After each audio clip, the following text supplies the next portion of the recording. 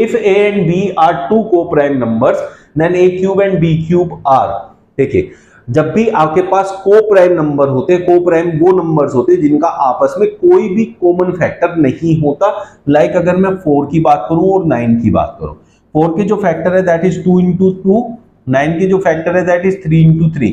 इनका कोई भी कॉमन फैक्टर नहीं है अदर देन 1, 1 को हम काउंट नहीं करेंगे। तो उसने कहा है इफ ये these are coprime then what will be a cube and B cube. बच्चों अब ये को प्राइम है आपस में, तो इनकी कितनी भी पावर करो वो भी आपस में हमेशा को प्राइम ही आएगी। What does it mean? It means 4 का क्यूब करना है, तो 4 इंटू 4 इंटू 4, और ये भी 9 इंटू 9 इंटू 9। इट मींस ये अब भी को प्राइम ही बनेंगे, इनका कोई भी कॉमन फैक्टर अभी भी सेम नहीं आएगा, कोई भी कॉमन फैक्टर नहीं होने वाला, तो ये भी होंगे को prime. Option A. 7 into 11 into 17 plus 17 क्या होगा? ये प्राइम नंबर होगा कि कंपोजिट, ओड या डिविजिबल बाय 5, ये आपसे पूछा गया है। तो बच्चों जब भी जैसे ये नंबर है 7 इंटू 11 इंटू 17, जहां ये प्लस बीच में आ जाता है, अगर इस पहले नंबर में और इसमें कुछ भी कॉमन हो, जैसे यहाँ 17 है, तो इट मींस वो हमेशा कंपोजिट होगा, क्योंकि यहां अंदर क्या बचा?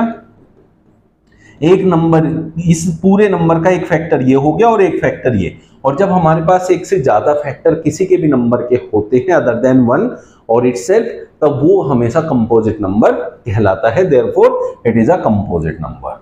क्लियर हो गया बच्चों? If two positive integers A and B are written as, A हमें दिया है बच्चों a equals to X cube Y square and b है हमारा X Y cube, X and Y are prime number, then HCF पूछा है आपसे किसका? a एंड b का, मतलब इन दोनों वैल्यू का HCF। जब भी आपको HCF पूछे तो आपको दोनों में से वो नंबर लेने हैं जो कॉमन होते हैं। जैसे यहाँ x है तो यहाँ भी x है, तो आपको x लेना है, यहाँ y है तो y भी लेना है, और जो x की दोनों में छोटी पावर होगी वो लेनी है, y की भी सेम। तो छोटी पावर को लेके चलते हैं, यहाँ 3 है यहाँ 1 है तो 1 लेंगे, यहाँ 2 है यहाँ 3 है तो यहाँ 2 लेंगे। It means x y square will be your answer, जो कि ऑप्शन बी होगा। एलसीएम में बड़ी पावर लेते हैं, एलसीएम पूछा होता तो यहाँ x 3 और 1 में से 3 बड़ी है तो फिर 3 लेते, y 2 एंड 3 है तो 3 लेते। अगर एलसीएम पूछता, अभी पूछा एचसीएफ, तो छोटी पावर लेके सॉल्व करेंगे। कंपोजिट नंबर वो नंबर होते हैं जो किसी ना किसी से तो डिवाइड हो ही जाए, और 2 डिजिट का सबसे छोटा नंबर 10 होता है, और 10 डिवाइड होता है 2 से भी 5 से भी। तो स्मॉलेस्ट कंपोजिट नंबर 2 डिजिट का है 10 एंड स्मॉलेस्ट कंपोजिट नंबर, और सबसे छोटा कंपोजिट नंबर होता है 4, क्योंकि 4 ही वो नंबर है जो किसी से डिवाइड हो सकता है। 3 किसी से डिवाइड नहीं होता, 2 किसी से डिवाइड नहीं होता। ऐसे क्वेश्चंस में 1 की बात नहीं करते हैं। तो यहाँ सबसे छोटा कंपोजिट नंबर 4 है जो कि 1 नंबर वाला है, और 2 डिजिट वाला क्या है? 10 है। और उसने कहा इन दोनों का एलसीएम आप लोग फाइंड कर दो। 10 क्या है? 2 5 जा 10 बच्चों, और 4 क्या होता है? 2 2 जा 4, जो कॉमन है वो लेंगे 2, और जो बचे हैं उनको भी लेते हैं एलसीएम में। तो 5 2 जा 10 2 जा 20, तो आपका ऑप्शन सी करेक्ट आंसर बन जाएगा। क्लियर है? किसी को कोई डाउट है तो कमेंट बॉक्स में लिख सकते हैं। एलसीएम ऑफ x एंड 18, जो एलसीएम के ब्रैकेट में ऐसे लिखा है बच्चों x, 18, these are the numbers जिसका एलसीएम ले रहे हैं, और इक्वल्स टू में ये एलसीएम की वैल्यू होती है। और HCF लिखा है यहाँ x, 18 का 2, x की वैल्यू पूछी है आपसे।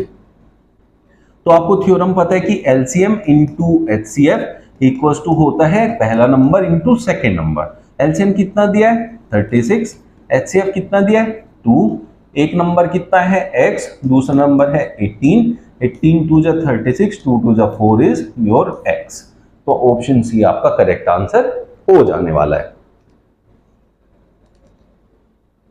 If the LCM of 12 and 42 is 10m plus 4, जब भी ऐसा क्वेश्चन आपको देगा तो आप पहले एलसीएम निकालेंगे और जिस फॉर्म में उसने एलसीएम दिया है उसके इक्वल उसे रख देंगे, तो आपका आंसर आ जाएगा।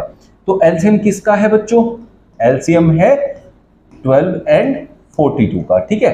तो 12 के फैक्टर करेंगे जो कि होगा 2 2 जा 4 3 जा 12, 42 के फैक्टर करेंगे 2 3 जा 6 7 जा 42, तो 2 कॉमन आ गया एंड 3 कॉमन आ गया, ठीक है बच्चों। तो ये तो कॉमन वाला लिखते हैं एक बार, फिर जो बचता है उसको भी सारे को यहां लिखना होता है।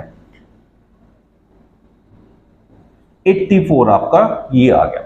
अब उसने कहा है कि एलसीएम जो है 10m + 4 के इक्वल है, और हमने एलसीएम निकाला 84, तो इन दोनों को हम इक्वल रख सकते हैं क्योंकि दोनों एलसीएम ही है, वो उसका गिवन है, हमने अपने तरीके से निकाला है। तो that will be equals to 10m + 4, तो 10m will be equals to 80, 4 उधर जाके माइनस हो जाएगा, 10 8 जा 80, तो m इज इक्वल्स टू 8 आपका आंसर होगा, जो कि ऑप्शन बी में गिवन है।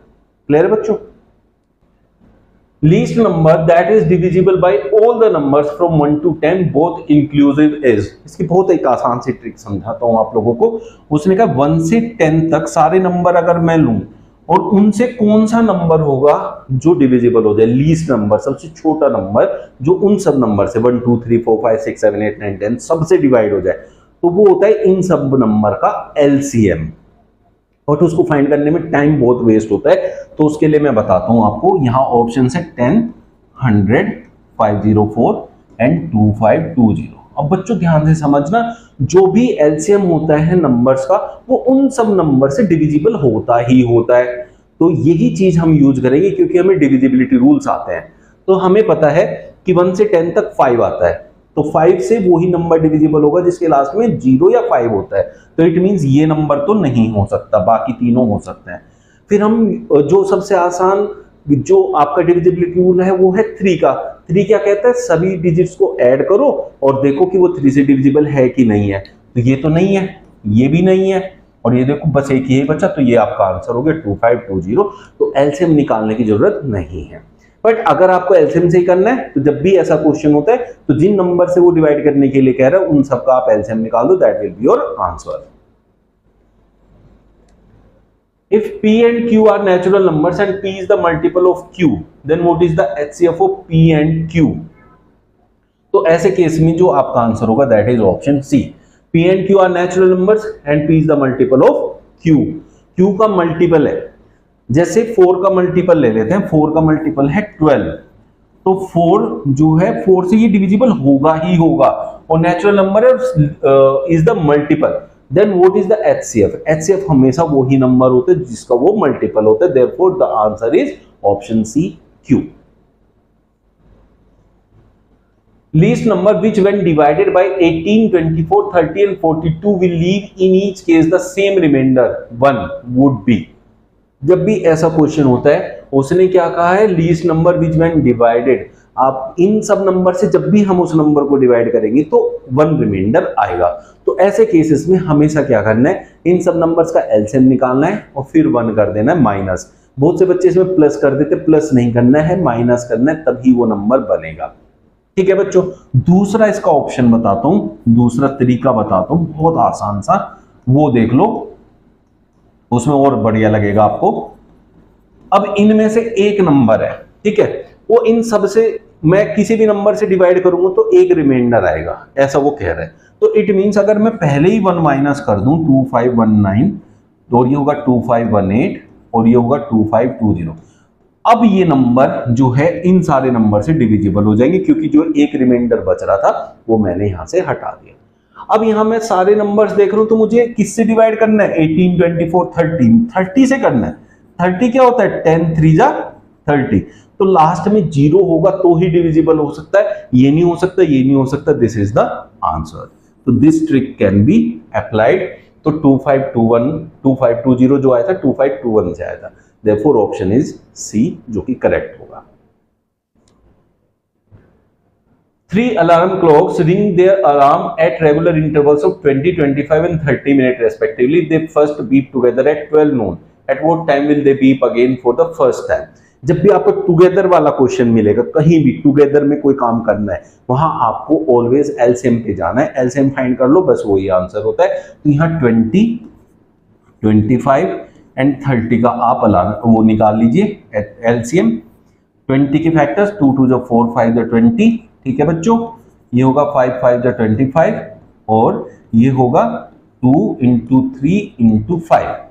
अब यहां से 5 कॉमन हो गया तीनों में से, ठीक है, और यहां से आप ये 2 एक बार काउंट करेंगे तो यहां से लेंगे 5 × 2 × ये 5 बचा, ये 3 बचा और वो 2 बचा, 5 3 2, ये सब कुछ हम ले लेंगे।